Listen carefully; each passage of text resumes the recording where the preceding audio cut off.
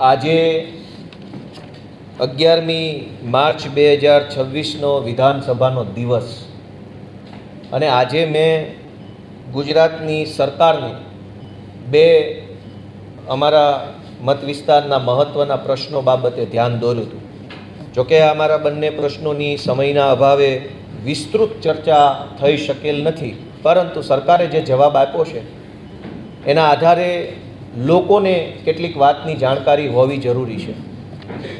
જૂનાગઢ જિલ્લા સહકારી બેંક, એ જિલ્લા સહકારી બેંક છે એ જૂનાગઢ, ગીર સોમનાથ અને પોરબંદર આમ ત્રણ જિલ્લાના હજારો ખેડૂતો સાથે સંકળાયેલી સંસ્થા છે.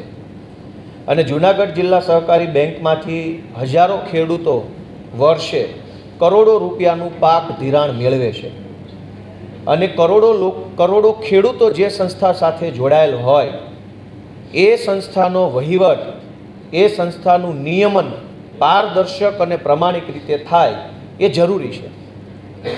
મારા ધ્યાનમાં એવું આવ્યું કે જૂનાગઢ જિલ્લા સહકારી બેંકના બોર્ડ ઓફ ડાયરેક્ટર્સના હોદ્દાની મુદત તો ક્યારની પૂરી થઈ ગઈ છે.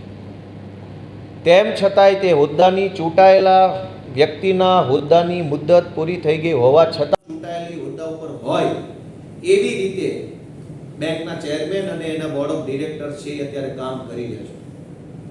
તો મેં વિધાનસભાની અંદર પ્રશ્ન મૂક્યો હતો, જો કે ચર્ચા વિસ્તૃત થઈ નથી, પણ સરકારે જે જવાબ આપ્યો છે એમાં સરકારે એવું કબૂલ્યું છે કે જૂનાગઢ જિલ્લા સહકારી બેંકના તમામ ચૂંટાયેલા સભ્યોના હોદ્દાની મુદત ખરેખર પૂરી થઈ ચૂકી છે.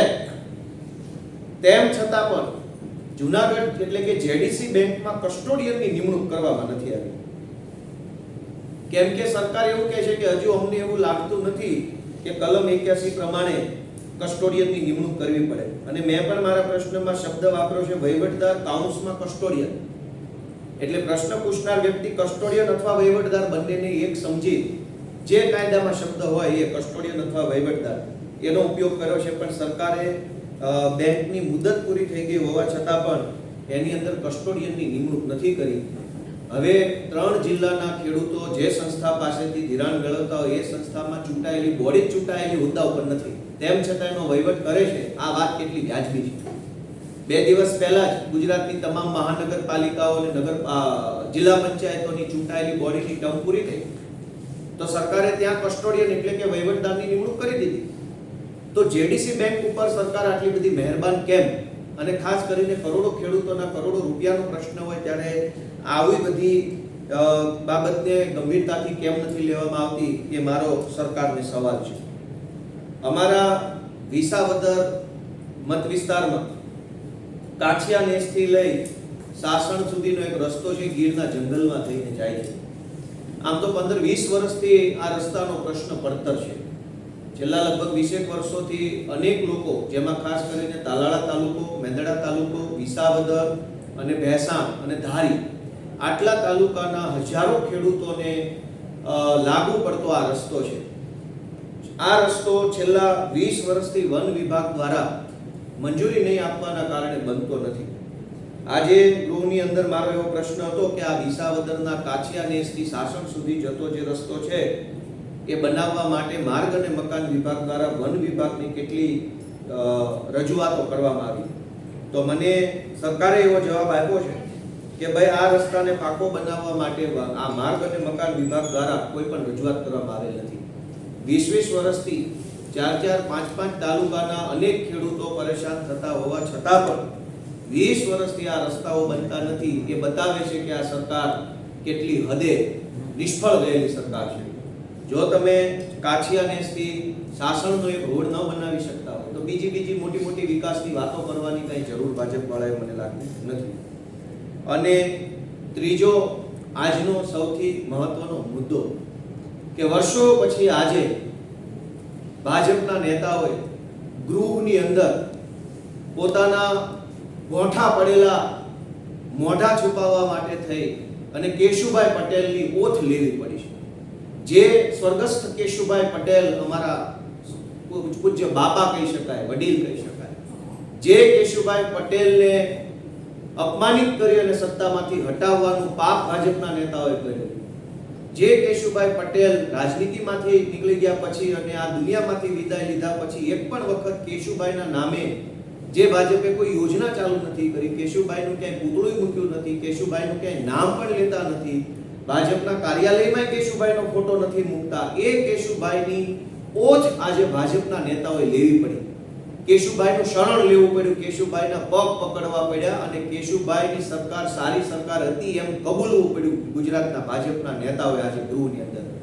મને ગર્વ છે કે એ ભાજપના નેતાઓએ કબૂલવું પડ્યું, એ ઘટનાનો નિમિત્ત હું બન્યો. વિધાનસભાની અંદર મેં પોઈન્ટ ઓફ ઓર્ડર ઉઠાવ્યો. સામાન્ય રીતે સવારનો 1 કલાક પ્રશ્નકાળ હોય છે. આ પ્રશ્નકાળમાં ગુજરાતના વિવિધ ધારાસભ્યો પોતાના મત વિસ્તારની જે કાંઈ સમસ્યાઓ હોય એના પ્રશ્નો મંત્રીશ્રીઓને પૂછી શકે એટલે પ્રશ્નકાળ રાખવામાં આવ્યો છે. આ પ્રશ્નકાળમાં અનેક વખત તમામ પાર્ટીના નેતાઓ દ્વારા ટીકા ટિપ્પણીમાં, રાજકીય અવલોકનોમાં, વક્રોક્તિ કરવામાં, કટાક્ષ કરવામાં સમય પસાર થતો હોય છે. એટલે મેં આજે પોઈન્ટ ઓફ ઓર્ડર ઉપસ્થિત કરી માનનીય અધ્યક્ષશ્રીનું ધ્યાન દોર્યું કે તમામ પાર્ટીના સભ્યો બધા જ આવી ગયા. તમામ પાર્ટીના સભ્યોને અધ્યક્ષ સાહેબ એવું આદેશ કરવો જોઈએ કે કોઈ પણ પાર્ટીનો સભ્ય પ્રશ્ન પૂછવા ઊભો થાય ત્યારે પ્રશ્ન સિવાયની બિનજરૂરી કોઈ બાબત બોલે નહીં. સરકારનો આભાર પણ નથી માનવાનો અને સરકારની ટીકા પણ નથી કરવાની. આવો આદેશ અધ્યક્ષ સાહેબ કરે એટલા માટે મેં પોઈન્ટ ઓફ ઉપસ્થિત કર્યો, પોઈન્ટ ઓફ ઓર્ડર. મારો પોઈન્ટ ઓફ ઓર્ડરમાં મેં કોઈ પણ પ્રકારનું રાજકીય અવલોકન કર્યું નહોતું, કોઈ પાર્ટીની ટીકા નહોતી કરી. એમ છતાંય મારી સામે સરકારના અનેક મંત્રીઓ ઊભા થઈને મારા ઉપર વ્યક્તિગત આરોપો કર્યા, વ્યક્તિગત રીતે મને ટીકા કરી, મારી સાથે તું તારી કરી.